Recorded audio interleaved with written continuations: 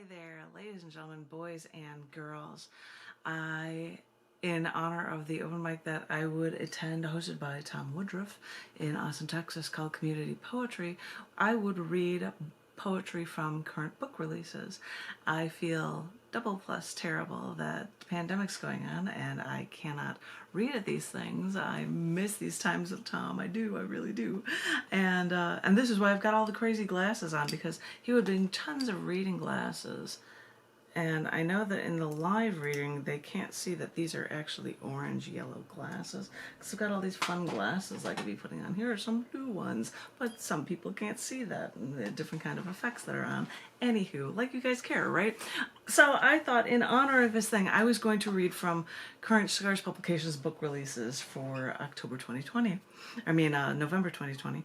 And I thought I would share poetry from the new book release from Down in the Dirt magazine, which is released monthly as an ISBN book. This month's, based on a title of accepted writing within the book, is called Pipe Dreams. And this book, the cover is actually for a Sepia statue in Finland, I believe. It's a really cool looking statue of all of this metal stuff. And so when I saw one of the pieces in this book called Pipe Dreams, I thought, hey, I know a perfect photo that would go with it. So in this issue, Pipe Dreams, second to last one in 2020 because there will be one in December, I thought I would share some select poems for you. This first one, and this is something I would always explain to the host Tom at this open mic community poetry, when I would accept as an editor a piece of prose from within the book, oftentimes prose would run pages, pages, pages, and then there would be just a little space at the end. Not enough for a big piece of artwork or whatever, so if I happen to have a haiku of some sort, this one happened to have an image, I would include that in the book as well. So the first thing I'm going to do is this really short poem that is in the middle of this book that is called Ever Since My Childhood. That was also released on Instagram and all sorts of online things, but this is called Ever Since My Childhood. When I was little, I learned of Anne Frank. Ever since then, ever since my childhood, I've lived so afraid that someone's always coming to get me. And oftentimes they're related to the writings within that. There's a short one for you. I'm going to now just read a couple of the poems from the end of the book and just skip into the end here. And I even bookmarked it with a COVID-19 past pass. So if this wasn't COVID times and we had to worry about seeing each other, you would know that I would have passed my COVID test. They check your thermometer and they check your temperature and they say, ah, you don't show symptoms. You've passed. You don't have COVID. They give you a little commendable piece of paper that becomes a bookmark because I think that's just such a riot. Anywho, I thought I'd share maybe 3 or 4 poems for you from the back of the book. This first one was written on the 7th of November, and it was for the 1867 birth date of Marie Curie. Hey, gotta put my woman references in there, don't I? This first one is called Opens the Door for All. Open the Door for All, in honor of Marie Curie. Born in Warsaw, the youngest of 5, she did well in school, but it didn't matter since women were not allowed higher education. Undeterred, she even made deals with professors to work for free so she could have illegally also go to school before schooling in France, in Paris. While there, she found her love in Pierre. They married. Each gave each other bicycles as wedding presents, while she wore a black dress to their wedding, so dirt wouldn't show when she went back to work. And work she did, separately from Pierre, until she discovered radioactivity, and Pierre put aside his pride and worked to help his wife. After his accidental death, it was a heartbreaking loss for her, but she took over his teaching post, which made her Sorbonne's first female professor. She discovered radioactivity, but also a new element named for her home country. And in World War I, they developed portable X-ray devices that they nicknamed Little Curies. The Great War didn't get her, but her love for her studies did, as working with radiation so long and keeping vials of radium in her lab pockets daily would be too much, even for her genius. People truly admire Albert Einstein whom she worked with, but for women and for all of humankind, this woman faced more obstacles than most and opened the door for all. That's such a cool idea. I really do think it is. But I'm not just going to talk about women's issues here, because I figure I might as well share with you on the next page, which was written on the 9th of November for Carl Sagan's birth date for Carl Sagan Day. He was born in 1934, on November 9th. This is for him. This poem is called Just Too High for Just One Man. The truth is out there, they say, and sometimes the only way to find it is to start searching for yourself. Thanks for darkness, for the darkness around us is deep. Thanks for wide-eyed wonder, for chaos and disorder that proves that this is heaven, and heaven is an initiation. The universe is a wonderful thing, and some believe that in space that there has to be intelligent life out there. I will join you in the darkness, joined to dance in my private place in this not so private universe.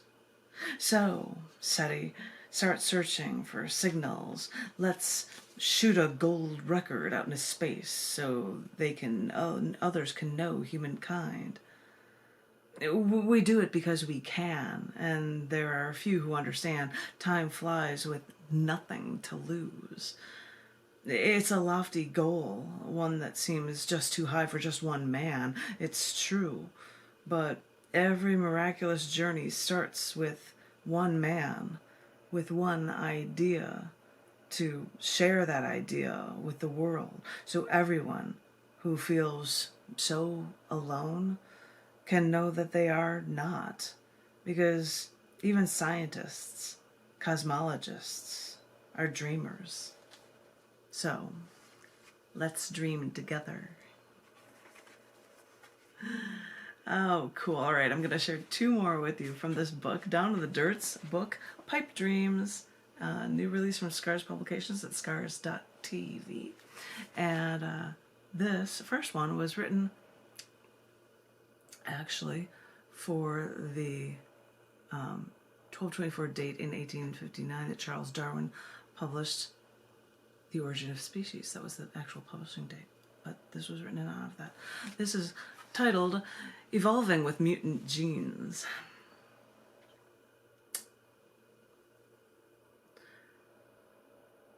When, with a bunch of men riding their motorcycles north of Chicago, I asked one man if I could ride on the back of his Honda Goldwing.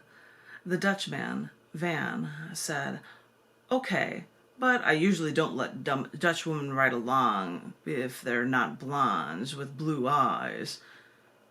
And I got so angry, nearly yelling, "Look, my Dutch roots go back to my great-great-great-great-great-grandfather born in 1767, and all of my Dutch family I've ever known, all have had brown hair and brown eyes, so you don't dare tell me us Dutch people have those recessive traits." And, of course, I rode along on the back of his bike, but it made me think about what traits we genetically carry from one generation to the next, and how it defines how we live, who we like, and how we carry our genetic genes from one generation to the next. Because, as far as I know, genetically, we humans all started with brown hair and brown eyes. And I wonder if this is why I fall for blue eyes so much. Because, as I said, genetically, we all started with brown hair and brown eyes. So why did it all get so messed up with this blue-eyed thing in the first place anyway? Well, scientists just recently discovered that the melanin in our brown eye may have varied over the years, but only about 6,000 to 10,000 years ago, that it was when a mutant gene, a mutant that was responsible for producing melanin in our human eyes, actually changed our eyes. Yes, only a few thousand years ago did some mutant gene come along to see if this was something the world would actually work better in the world. In the human race, they thought about this and they tried, because sometimes that's the way genetics works. Some weird mutant gene happens once to see if it would work, and then it would, if it worked well for the species, it could be spread. Sometimes it does, sometimes it doesn't, which may account for why not all humans are now blue-eyed. It may work for some areas of the world, but not for all. So this mutant blue-eyed gene didn't catch on worldwide. Which may be why I'm so attracted to that mutant gene, something not so common. But don't worry, the strongest genes will survive over generations. I've learned that too, as we all have, and become stronger and better than we were before. That's how this whole species works, forever changing, forever evolving. That's what we do. Okay, ladies and gentlemen, boys and girls, I'm going to share one more poem with you, and it is for Thanksgiving. How fitting for November. Yay, a Thanksgiving poem. We'll see how this goes for you. This is called Yes for Our Future Too. During this autumn, I have been following the news of the Voyager 2 satellite, once traveling to see the solar system's moons of the gas giants, but now that the deed was done, it is continuing to travel into interstellar space. A true Voyager indeed. This satellite has just now traveled through an 89,000 degree Fahrenheit wall of plasma that surrounds the edges of our solar system. Although this is a low-density heliopause, it's still like a wall of fire, something we're seeing for the first time in our history, which we wait for first reports back from our Voyager to tell us what we're in for. Which I guess is not entirely unlike Christopher Columbus traveling for Spain when discovering this new world to Europeans. So historically, we look back fondly on the meeting of new peoples to share with others and give thanks for our survival. I'm sure that's probably not even close to how it went back then. But we stupid Americans have convoluted this gathering as a chance to get together and be thankful for everything we have after harvest and is actually complete. And in our monetary world, we then make a gluttonous festival before this gluttonous season, preceding a day some historians chose for the day of the birth of their savior. As a rule, I shy away from this holiday. I don't know why. I think it's just another reason to relish in eating a burnt dead bird and wallow in one of the 7 deadly sins. But hey, isn't that what we Americans do? Forced to live through this day, I remember our pioneering spirit that brought us here.